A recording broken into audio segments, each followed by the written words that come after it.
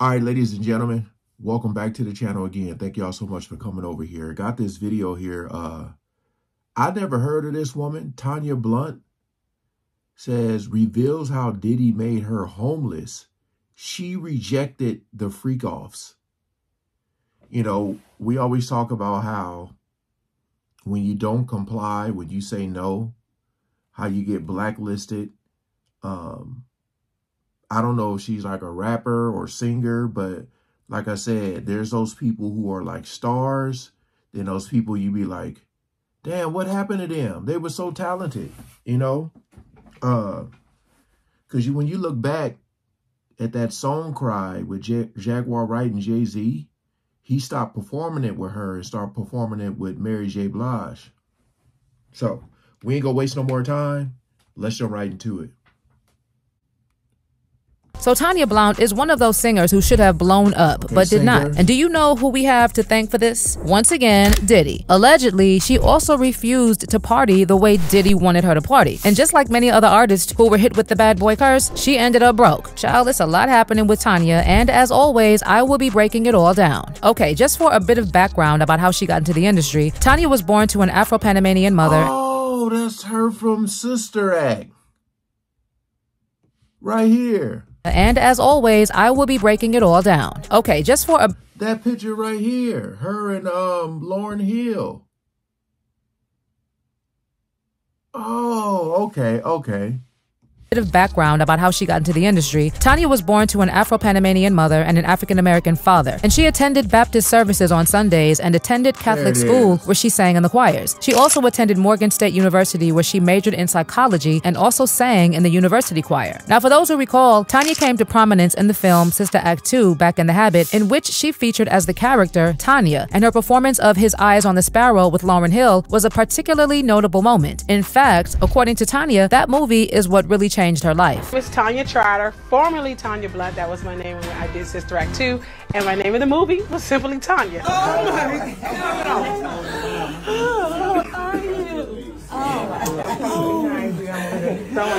Yeah. She's running her life, you know that. I can't. Other than the remarkable performance in Sister Act, Tanya was actually doing pretty well for herself because her debut album, Natural Thing, was released in 1994 and peaked at number 58 on the US R&B/hip hop albums chart. And the album's first single, I'm Gonna Make You Mine, peaked at number 57 on the US R&B/hip hop songs chart. Through the Rain followed, peaking at number 27 on the US R&B/hip hop songs chart, and became her first appearance on the US Hot 100, where it peaked at number 90. And the third single, Hold On, peaked at number 66 on the US R&B/hip hop songs chart. In 1994, Tanya also released a holiday single titled Remember Love. And in 1995, she received a nomination for Best New Artist at the Soul Train Music Awards. Naturally, this was someone a lot of record labels wanted to sign, including Bad Boy. And I don't know what Diddy said to Tanya, but in 1996, Tanya signed to Bad Boy Entertainment and started the recording of her second album, writing for herself and other Bad Boy artists. I know that if she knew that Diddy was going to screw her over, she would not have signed with Bad Boy. But because there are contracts involved in such things, she ended up being stuck with someone who literally destroyed her career. Well, Tanya herself said that in the beginning, Diddy was involved in the second album. But after some time, interest in the album flagged. And as a result, although years passed, only 2 songs, I Love Him and The Last Time We Made Love, were released. For someone who had released songs back-to-back before signing to Bad Boy, And remember, Freddie P talked about it, how they owe him money, and they were saying something about like if they would have took them to court, they would have got like $10 million or something like that. So it's like they didn't. I think what's her name, Aubrey O'Day talked about it with Danity Kane. Yeah, man, they be doing some shady work. Man. You got to be extremely careful. My advice would be to just stay independent, because these labels, boy, they be, It was truly a huge disappointment for Tanya to release 2 songs after so many years. Tanya was also included on the label's gospel LP alongside artists B.I.G., Faith Evans, Brandy, Carl Thomas, John P. Key, Brian McKnight, Boyz II Men, and Total. And while talking about that particular album, Tanya said, "I think Puffy is looking for a different way to go. He feels a responsibility to the big willies and hustlers to understand. A lot of people from the streets have a strong background in church. Maybe it's time to send the message that they can party and still love Jesus." This album was originally scheduled for release in 1997, but it was shelved indefinitely, meaning she did not have anything released from Bad Boy. So what really happened there? Why did Diddy sign her only for him to end up destroying her career? I mean, she was really promising if you ask a lot of people. Well, apparently, Tanya wanted to explore more with her career, but Diddy was not given the space or the opportunity to do that at all. Bad Boy only wanted her to do things their way, and it really frustrated her. In fact, while talking about the darkest moment of her career, this is what Tanya said: "When I realized that, I did not want to do a deal, and I walked away from it. We had just recorded about 50 to 60 songs at Arista Records with Sean Combs. Everyone knows him as Diddy or Love Now. I remember going to the studio and telling my manager, I don't want to do this. I want a different style of music and legacy. Why can't we blend all these styles of music that I grew up listening to? Why do I have to do this in order to make it? I want to record something completely different." It was the hardest decision because that was how I was able to provide and take care of my family at the time. It was so hard, it broke me. It really did. I went into therapy with unaliving thoughts and even attempted to take my life, but it shaped me at the same time. After realizing that she had no future at Bad Boy, Tanya started pursuing a release from her contract with Bad Boy Entertainment and started negotiating a settlement. Unfortunately for Tanya, it was not easy, and things became so bad because, for some reason, the curse of Bad Boy Entertainment tends to follow artists even after they leave the label. And for her, it was so bad that she even became homeless. But we all know that Tanya is not the only artist Diddy screwed over, right? Remember how we did Craig Mack? Man, Craig Mack went to his grave mad at Bad Boy. Craig Mack told his people, told the religious people, that don't let them pay for shit of mine. I don't want them to pay for nothing in my death. You gotta be mad at them. Man. Despite Diddy saying that Craig was part of the foundation of Bad Boy, in 1995, Craig left the label with word on the street being that it was because of what he went through when he was part of the label. In fact, because of what he went through, Craig didn't even want Diddy at his funeral, and he didn't want Bad Boy contributing anything. There was also Mace, who after being ruined by Bad Boy, resurfaced as a preacher, saying that if the devil can use Diddy for his work, God can also use him to counter Diddy. If the devil can use him aggressively, then I want you to know God could use me aggressively. I want you to also know you may not like my delivery. You might say, well, listen here, why did you say it that way? I cannot speak to people outside of the church the way I speak to people inside the church. I gotta know my audience. Isn't that what you would say if you're talking to a people? The first thing you gotta know is your audience. And I also want you to know that the thing that's really stirring up so much confusion is because for years these guys have organized a mass organized effort to slander my name behind the scenes. So every time I say something, you're just seeing my part because their part is behind the scenes. Speaking of people turning to religion after Bad Boy, another person who followed the same route was Loon. In addition, Carl Thomas said the reason why he left Bad Boy Records was because when his brother died, Diddy called him a week later and asked him when he was returning to the studio because he had some hits for him, and he didn't even consider that his artist was still mourning the loss of his brother. There was also Lil Jerome, who also had a very promising future, but somehow Bad Boy also managed to ruin it for him. When he was asked if it was his choice to leave the label, Jerome said, well, it's just a mixture of the growing pains and the pressure of the music business. I had a nervous breakdown, and it was in Puffy's best interest to not keep the project. In short, it wasn't his choice to leave the label, but more of a result of circumstances. According to Lil Jerome, he actually had about a good 13 songs ready for an album to come out before he had a nervous breakdown. It was reflux, I think. Nobody really knew for sure what was going on because, you know, I went to a doctor and he kind of like examined, he put stuff down in my nose, he gave me all kinds of medication, he said it was allergies, and he didn't know. And then later on, actually it wasn't until I got released from Bad Boy that I found out that it was reflux.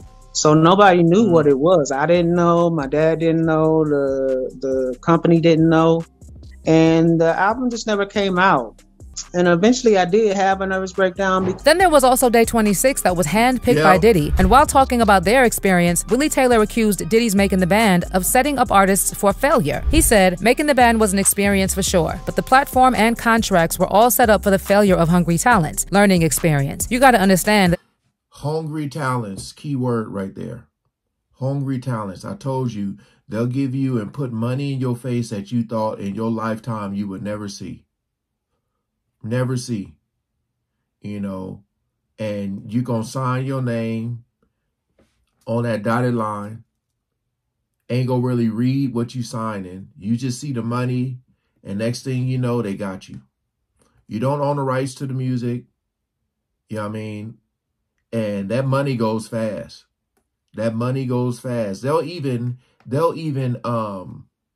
encourage you to buy things that is going to make you look flashy and all that. So you run out of that money fast and you're willing to do anything to get more of it. That's what they do. You know, and these people be really talented too, man. A lot of them that can sing and stuff like that. They really have nice voices, man, but yeah, that's what they do.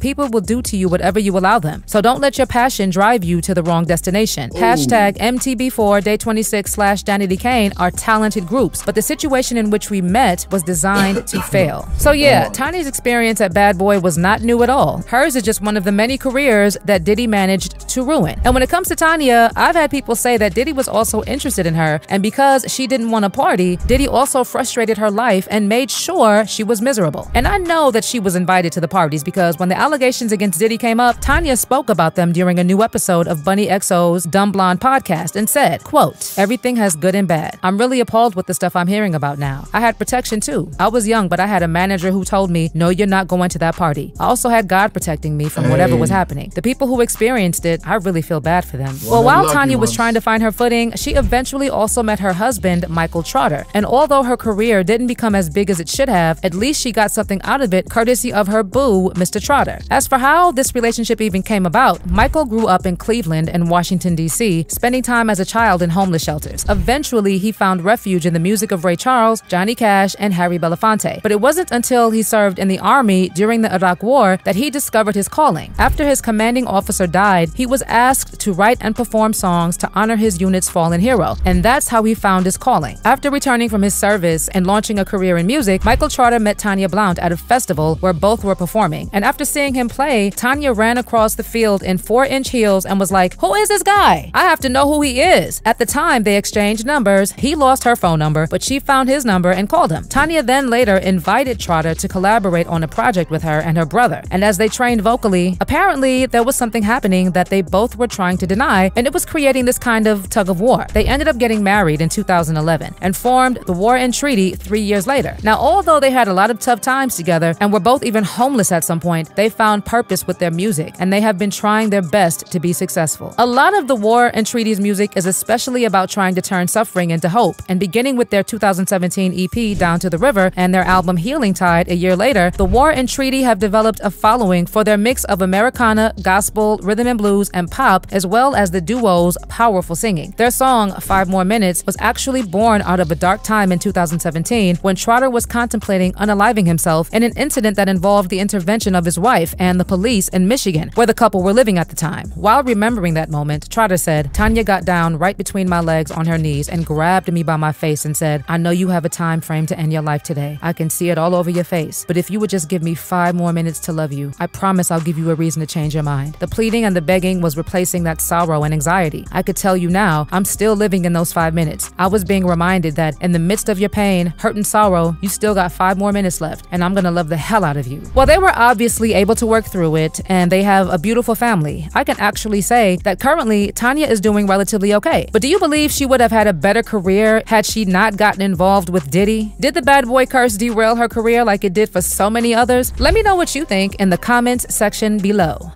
It's tough, man, because like I said, when you're trying to make it, it all looks good, it all sounds good, what they pitch to you. But I feel like there has been enough people who who have like, I wonder if people be like, I know they said it's bad, but it can't be that bad.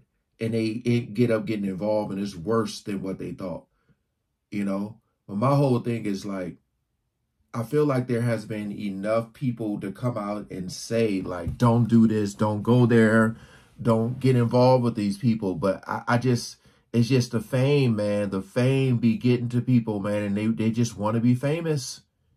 You know, I mean, she was on Sister Act 2. I know she's looking at Lauryn Hill and her career, you know, and all this stuff. And it's just like, you got the voice, you got the talent. It's like, why can't I make it? But like I said, a lot of these people don't just make it on their talent alone.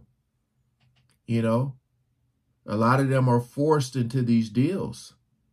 So again, man, just surround yourself with the right people, man. Surround yourself with the right people. You know, there's so many people, bro, that have just gotten done dirty by this industry, you know. And then there's some people who thrive in it because they are soulless, you know. All right, peace out. Thank y'all for watching. Like, comment, share, all that good stuff, man. Peace out.